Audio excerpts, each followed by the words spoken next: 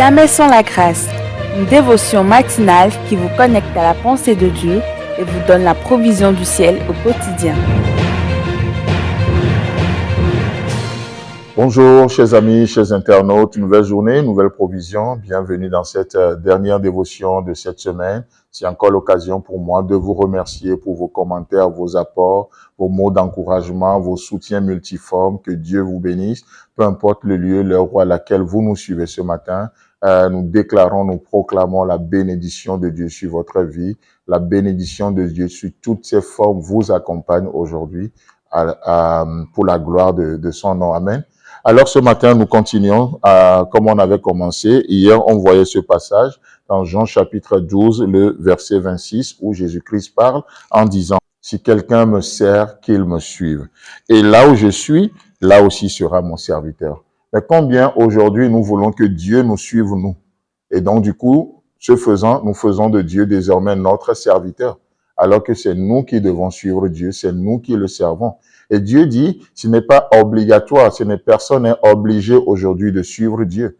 Mais il dit, si quelqu'un me serve, est-ce que nous sommes des serviteurs de Dieu? Sommes-nous des servantes de Dieu dans cette journée? Serons-nous des serviteurs, des servantes de Dieu dans cette journée? Et Dieu dit, si tel est le cas, si vous me servez, alors suivez-moi.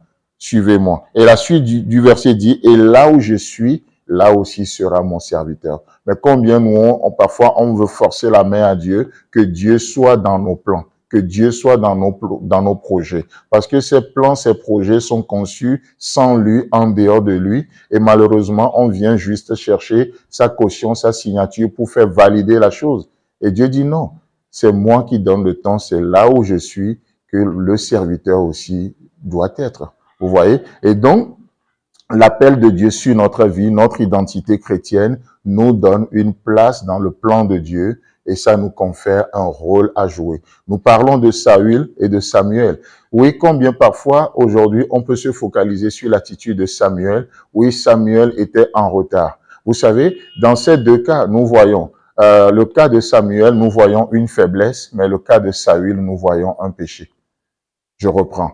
Le retard de Samuel peut-être est lié à une faiblesse, mais l'attitude de Saül est liée c'est une vie de péché. Et comme on le voyait hier, il a eu toujours cette crise d'identité, ce problème avec qui il est. Il n'était jamais satisfait de qui il est. Il veut toujours prendre une autre place, une place qui n'est pas la sienne. Vous savez, la même chose, nous voyons cette attitude-là dans sa relation, parlant de Saül bien sûr, dans sa relation aussi avec David. Ce dernier, Saül, va poursuivre David, il va vouloir tout le temps le faire tuer. Mais vous savez, parce que David savait que Saül était appelé, il n'est pas là qui veut être là ou qui peut être là, mais est là celui qui est appelé. Même dans la folie de Saül, David gagnait en sagesse. Plus le roi Saül devenait fou, plus David devenait sage. Et à plusieurs reprises, David avait l'occasion même de lui ôter la vie. Il avait la possibilité, l'occasion, tout était pour lui. Mais David ne va pas le faire. Pourquoi? Parce qu'il dira, je ne toucherai jamais à loin de Dieu, à l'homme de Dieu. On va dire, oui, mais tu vois pas ce qu'il fait? Mais combien aujourd'hui, malheureusement, dans nos familles, dans nos églises, dans nos relations, nous pouvons utiliser la faiblesse des gens, nous pouvons utiliser ce que les autres nous ont fait, le manque de spiritualité des autres pour justifier notre méchanceté, pour justifier l'acte que nous posons. Rien, écoutez bien, rien ne justifiera une vie de péché. Peu importe ce qui a été fait, je le dis avec beaucoup de sensibilité, peu importe ce qui a été fait sur vous, peu importe ce qui a été fait avec vous, rien ne peut justifier une vie de péché, rien ne peut justifier une mauvaise attitude. Vous voyez? Et c'est pour ça que nous avons besoin, dans la situation, comme on le disait, oui, c'est lié à notre thème, c'est le pont au fait, où le diable va venir dans une situation normale de quelqu'un qui a faim. Après avoir jeûné 40 jours, 40 nuits, il va lui proposer de transformer la pierre en pain. Et Jésus dit non, l'homme ne vivra pas de pain seulement, mais de la parole de Dieu, de toute parole qui sort de la bouche de Dieu. Combien vivent que de pain aujourd'hui? Combien vivent que de pain aujourd'hui? Malheureusement, on perd cet aspect spirituel et on devient que des profiteurs. On voit que notre intérêt. qu'est-ce que ça peut me rapporter? Comme les Juifs l'ont dit à Dieu, qu'avons-nous à gagner en servant l'Éternel?